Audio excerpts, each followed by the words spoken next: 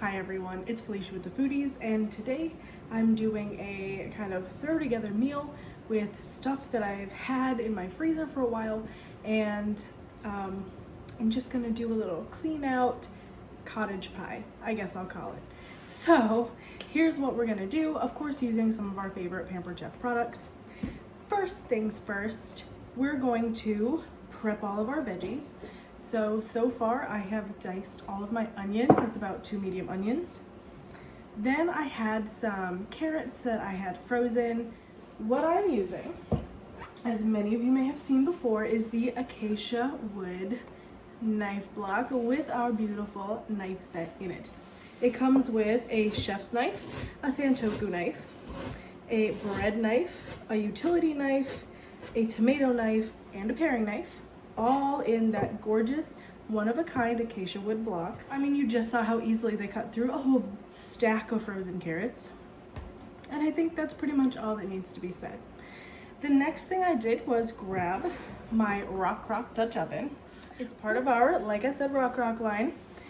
We have an everyday pan that's about half this size. Then we have this beautiful Dutch oven size. We've also got, for the everyday pan and for our Dutch oven, this awesome slow cooker base.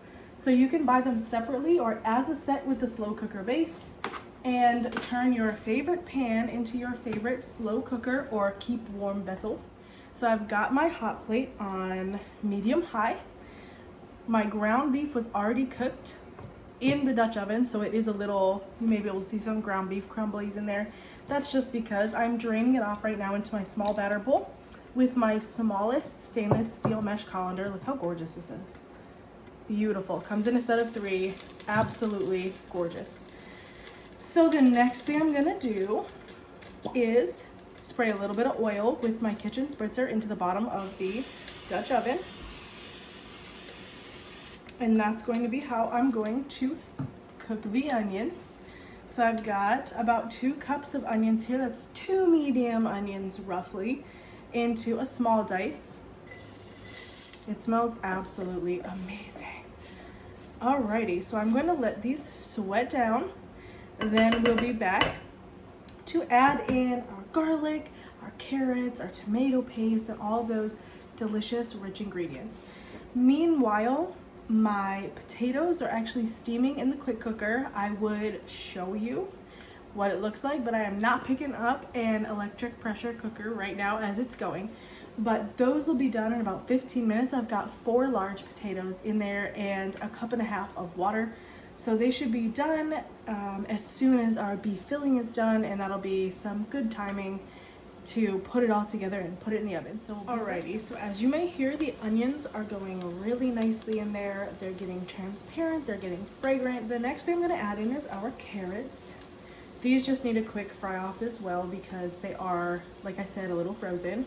So I'm using my 1 cup prep bowl of the 3 cup silicone prep bowl set.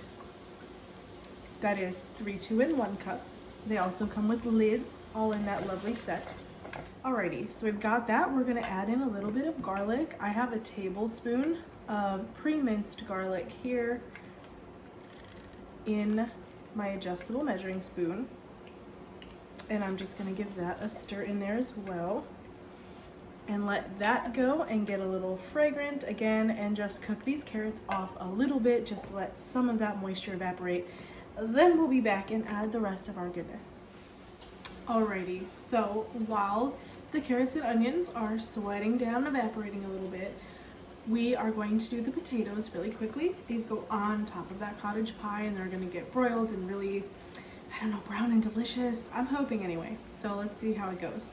I did, like I said, 4 potatoes. I added in a 1/4 stick of butter.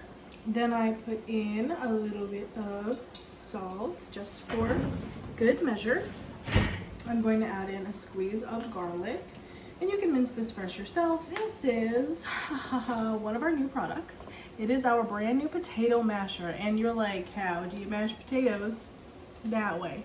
Well, you don't. That just happens to be a very convenient storage method.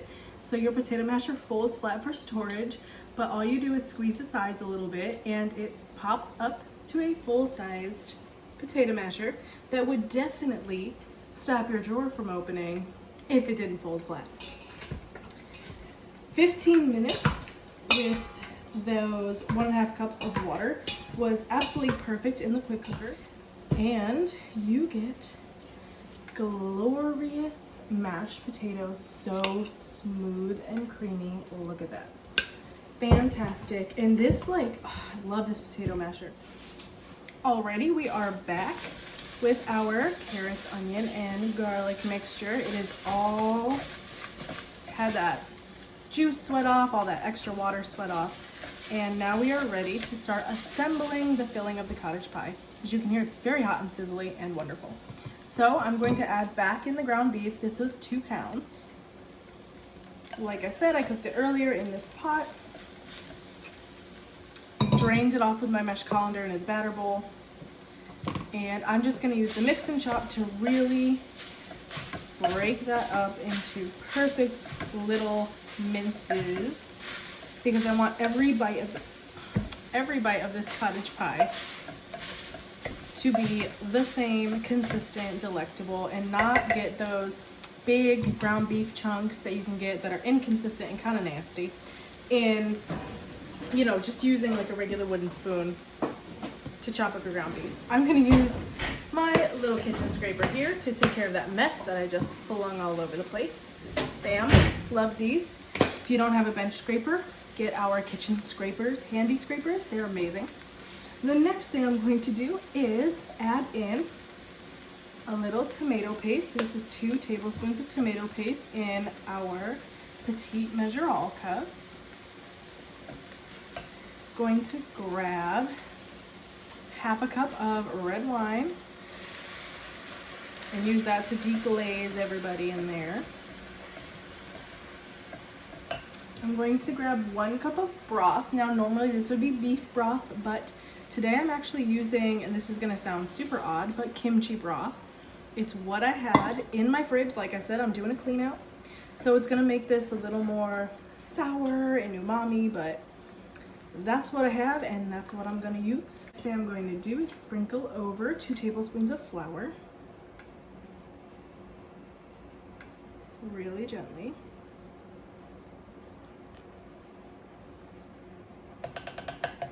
And you don't want it to clump in one place. That's super important here. And I'm just going to slowly incorporate that onto the top layer. Then we can stir it up and make a nice, thick, delicious gravy. I'm going to add 1/2 teaspoon of salt, again with my adjustable measuring spoons. Add a little pepper, freshly cracked. I'm going to add some enrichables. So this recipe is a little rich, it's a little heavy. It does have some vegetables in it, but I kind of want a little something more, maybe a little fibrous. So I'm actually going to use the enrichables kaolin fiber. Throw that into here. It is bright green, as you can see, but you will not be able to tell once it's stirred up into here. That's the beauty of this recipe and the enrichables. Alrighty, so this is looking fantastic. Seriously, and it's smelling wonderful. There it is. It's much darker and richer in person, of course, but you get the idea. It is really, really tasty. Oh man, that red wine is just seriously fantastic. So I'm gonna grab a clean mix and scraper. Actually, I'll just grab a clean regular scraper. Scrape off my potato masher.